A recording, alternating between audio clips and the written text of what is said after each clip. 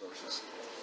I've been working for 55 years. In that 55 years, I have seen all kinds of different leaders. I've seen good leaders, I've seen bad leaders.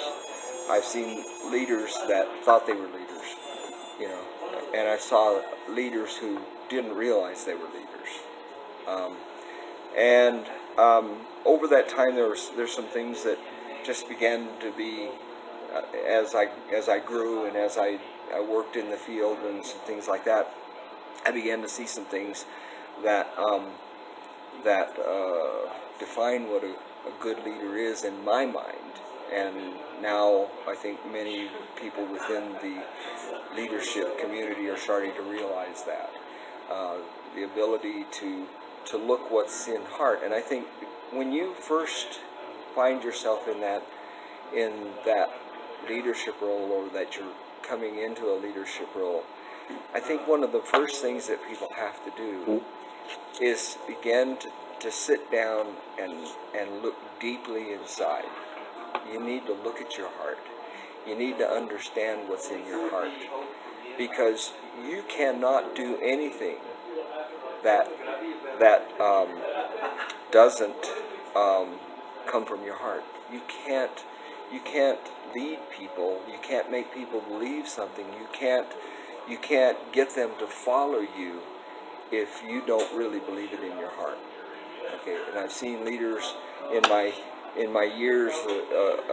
I've seen leaders that have tried to lead by something that's outside of their heart, that they don't really believe, and it just doesn't work.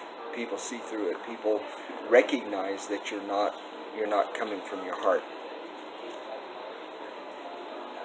Okay.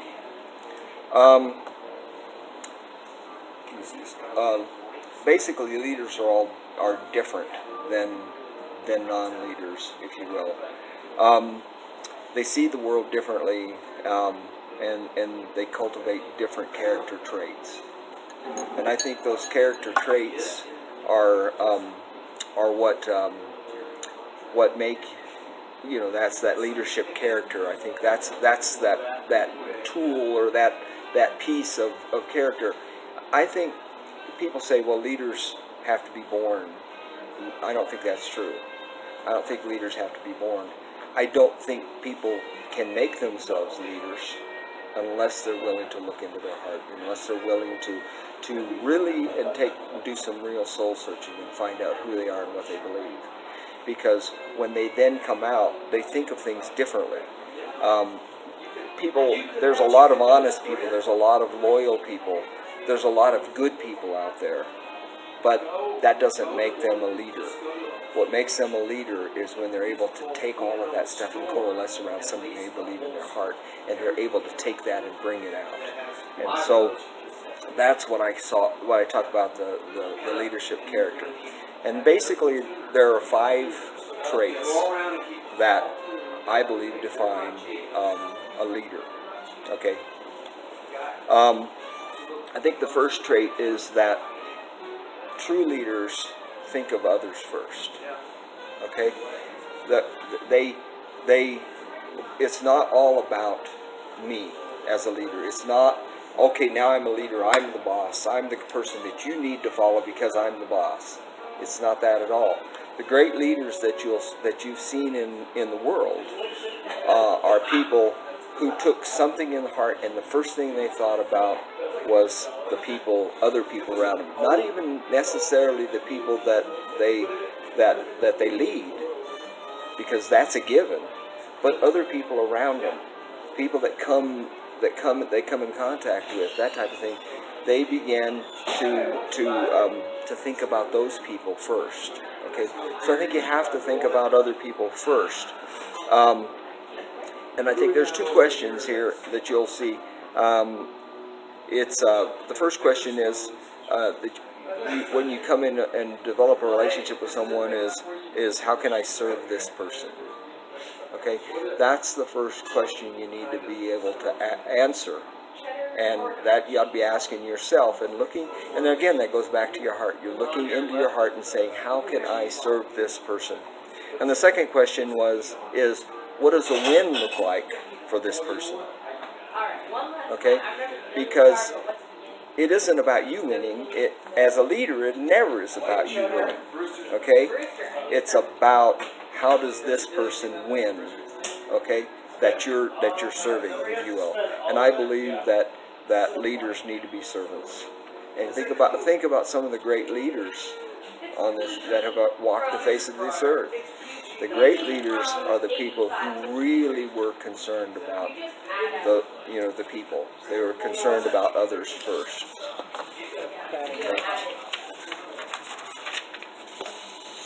Okay. I think the second trait is you need to expect the best.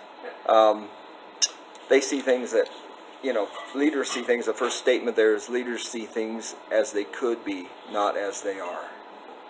I think true leaders aren't encumbered by what everyone else sees. They see things differently. They see the world differently. They look into the future. They have a sense for the future. Okay? And that's something I think that you can, in fact, cultivate, is because we all have that sense. We all have that ability. Every person has that ability to think into the future, to look into the future, to reach out into the future and bring it back into the present. And leaders are able to do that in a way that they're able to reach out into the future, bring it back into the future, and apply it in a way that serves others. Okay, thank you. So they believe they can make a difference. Leaders that have these characteristics, that build these characteristics, believe they can make a difference in the world. Not just, if not just the whole world, at least that world that they have influence over. Okay, and so they look out and they try to find, and they expect the best out of that.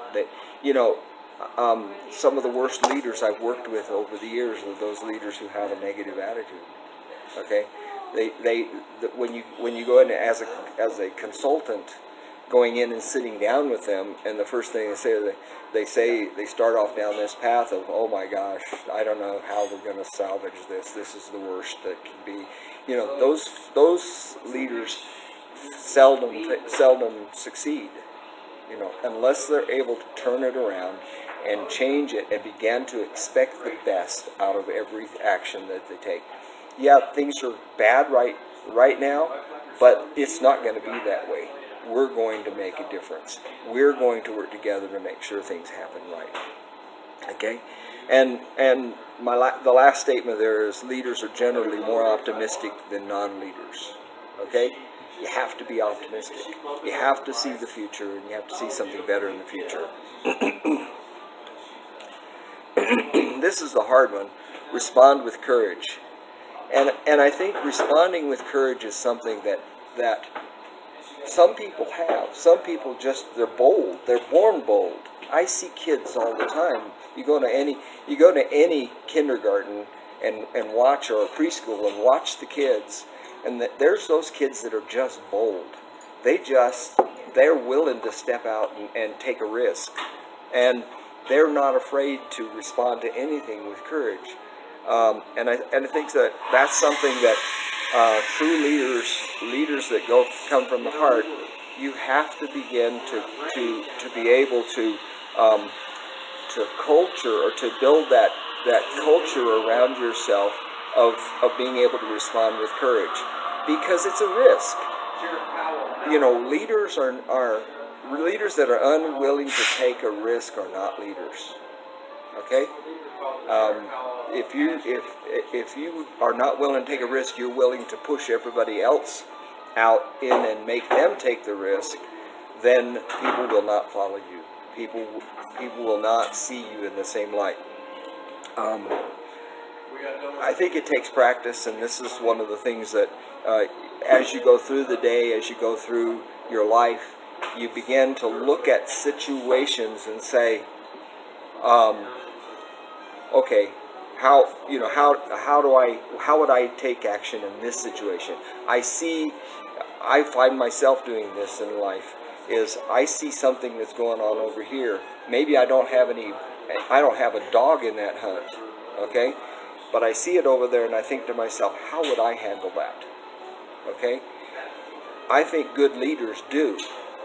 They don't necessarily have to insert themselves into that situation, but they practice their craft, if you will, that leadership. I think a statement here is, your missed opportunities are often no big deal in isolation, but they are cumulative. Okay? So the more often that you allow yourself to miss the opportunities that you come across in life, the less they build on each other. And pretty soon you are handcuffed, and by your own inability, by your own unwillingness to take a risk, okay, you don't know how to do it. You haven't practiced it, and it becomes cumulative. And at some point, you've either lost credibility with the world, with your leader, with the people you're leading, or whatever, so that you cannot overcome it, or you don't think you can overcome it anymore, and you've lost that ability to build this characteristic. So it's cumulative. Any questions so far? I will ask mine at the end. Okay.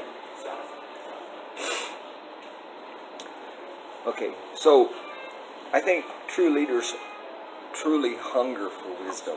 I think this is something I spent the first part of my career not realizing.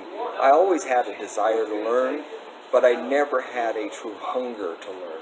I never had a true hunger for wisdom.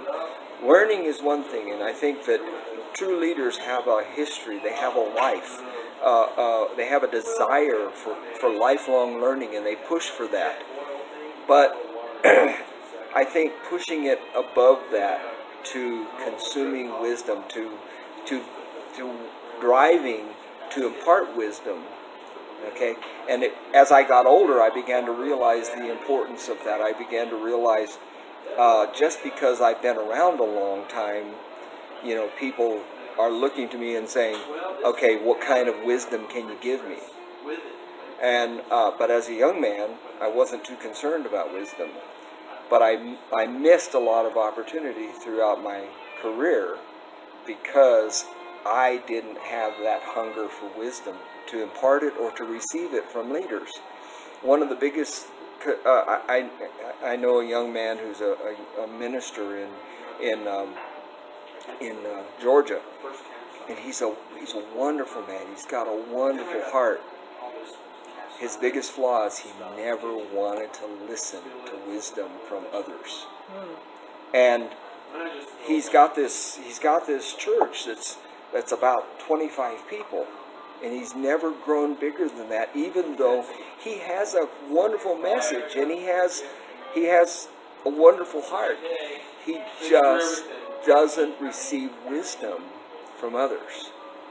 And good leaders want to receive wisdom from others, but they also realize that the wisdom that they've cultivated within is also something they can give to others. They become great mentors. You know, they don't care whether you're a person that's following me today. You know, if I can mentor you and I can impart wisdom into you and you become a great leader for someone else, it has nothing to do with me, then, you know, they have that characteristic, that heart characteristic of wisdom. So that's a real important piece of it.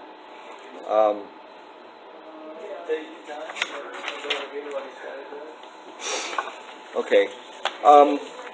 True leaders from the heart, accept responsibility. Okay.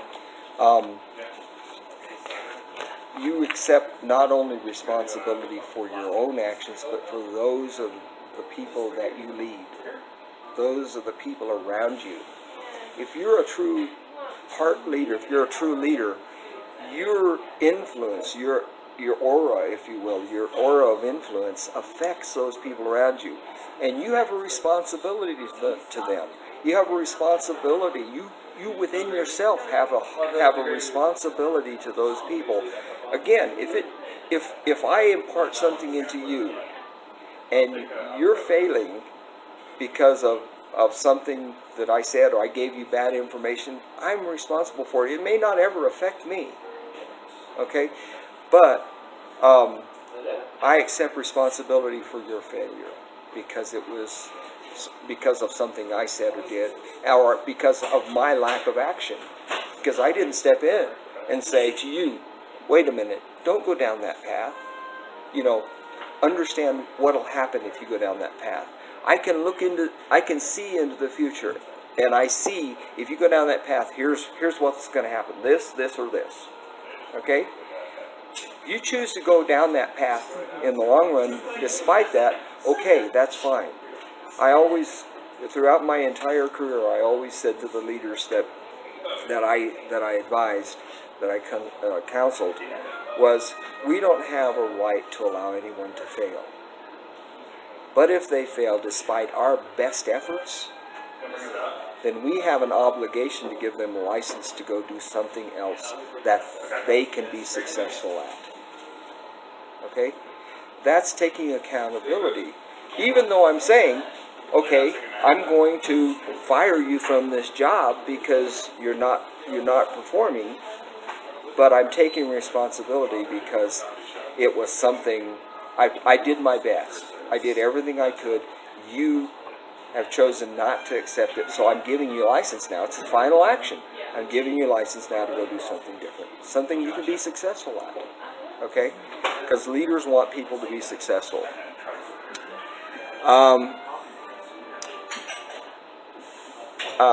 So finally, I think I'm going to go over the 5 characteristics again. There are 5 traits of leadership character.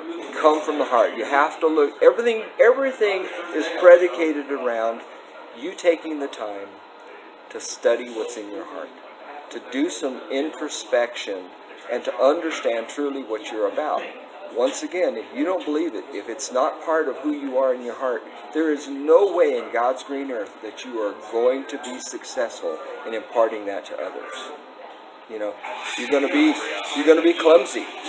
It's not going to be smooth. It's not going to be part of who you are. The first trait is thinking of others first. They expect the best. They respond with courage. They hunger for wisdom, and they accept responsibility. Okay? Any questions? No, I think I do, because this really resonates with me. Okay. I love everything you have to say. And the question that I have for you is going back to the very first trait of thinking of others first and seeing all of these. I mean, just in our conversation this morning when we were going around the table, I was like, okay, I can insert myself here, and I can help here, and I'm going to make that phone call later. And I find that I give myself way too much to do by behaving that way. Mm-hmm. And so my response to that is then to pull back and not act on those feelings. How do you manage that kind of overwhelm? I think that you have to learn. You have to learn how big your cup is. Yeah.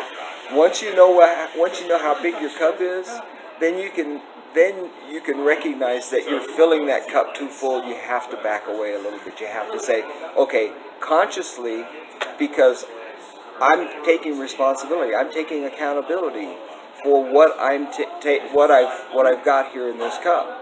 If it's more than I can do something with, then I have to back away. And you have to know what your limits are. Once you know what your limits are, and that's within your heart, okay? Once you know what your limits are, then you can back away from that. One thing I will say though is that the more you practice taking action, the bigger that cup can become. Because you've already gone through it. You've already practiced it. It becomes intuitive to you. It's not something you have to say, oh, well, I've got to plan around this. I've got to put this. What am I going to do? I'm going to study about this. Not anymore. You've already done it. Now you've already had a chance to explore that. I've seen that guy arguing with his boss out there on the street in that construction job. What would I do in that situation? I've already explored it. I've already studied it. So now, when I face it in my job, or I face it in my relationships, or I face it in some other situation, now I already have a response to it. I've already practiced it. So that ability within your cup becomes bigger. But the worst thing you can do is take on too much. You can't lead when you're, you never see the mule leading the pack, right? They're always following, they're always pulling. Okay? What's out front? The guy on the horse, right? The guy on the horse. He knows what his capabilities are. He doesn't have to carry the load. But he does, the rest of them have to follow him, because if they don't follow him, he's in deep trouble. Okay? So, don't allow yourself to become the mule. Allow yourself to Don't allow yourself to become a mule. It's tattoo worthy, isn't it? I can see that right there. It's a little daily reminder. Wait, let me get my Okay. Does that answer your questions? Yes. Okay. Any other questions? So I tend to think of, we talk about great leaders. There are numerous leaders who are not great. And we were having the same conversation last night, and somebody talked about charismatic leaders and how they have so many people following. Of course, those are often our leaders that are not looking out. Well, they think they're doing all of this. And, I'm a child of the 60s. Right. And so we think of Jim Jones. Does anybody know Jim Jones? Yep. 981 people followed Jim Jones, right down on the ground dead. Right. Yes. Charismatic individual. He claimed every single one of these. Right. And he did every single one of those to a negative outcome. Right. Not in his mind. Right. But what happened with Jim Jones and David Koresh, Yes. a number of them, is those men, those people always started out right. They started out with a heart for the right things. The trouble is that over time, they allowed themselves to get in the way rather than what's in their heart. They became more important. Yeah, than anything else. That's right. Anyone else. That's right. They disconnected from their heart. And what happened was, in the end, you had all these people following them. They began to then insert dictatorial actions rather than the things of the heart. And so they controlled people in the end through dictatorial actions rather than from the heart. And for me, when you sink into the egoic dynamic, you go from trust to proof. I don't trust that you're following me. I need proof that you're following me. So I will demand more and more from you so that you have to prove more and more. Whereas trust doesn't require proof, and it has no place And there. you've lost trust again. And the heart doesn't demand anything. No. The heart encourages and brings in. And rather than, when a person begins to demand, then they are outside of the comfort zone of what's in their heart. It's interesting, though, how you can follow your, subjects here and leaders of the heart, and how that over time with some individuals who really have limitations, I would say, and how that then can turn around to be a total negative. Right. And yet, many people still follow that negativity. Right. Because they must have something that they need corroboration within themselves. So it's really an interesting situation to watch which directions leaders go. Right. Right. And what happens to them, because I fully believe all of these. Right. Well, we all have that you talk about. We all have a ladder. I believe that life is, and this is one of my own spiritual concepts. I believe that we have a ladder, going. There are other ladders, and we can sometimes get off on the wrong path. But there's always a way back. There's always a way back. We just have to recognize that we're on the wrong ladder, if you will, and then we have to look for, okay, where did I get away? And where do I go back? The core is in my heart. I have to go back to my heart. I have to recognize where I am today. And I think where leaders fail today is that like I said, they lose contact with their heart, but they become calloused, and they don't take the time to sit down and revisit what's in their heart. Go back to that introspection. And I do believe that true leaders, the great leaders, I think they took time almost every day to go back and do some introspecting, to connect themselves back with what's in my heart. Am I doing the right things today? If I'm not doing the right things today, then I better figure out how do I get back to that? Thank you so Thank you. much. Thank you, David. Excellent. That was great. Yeah.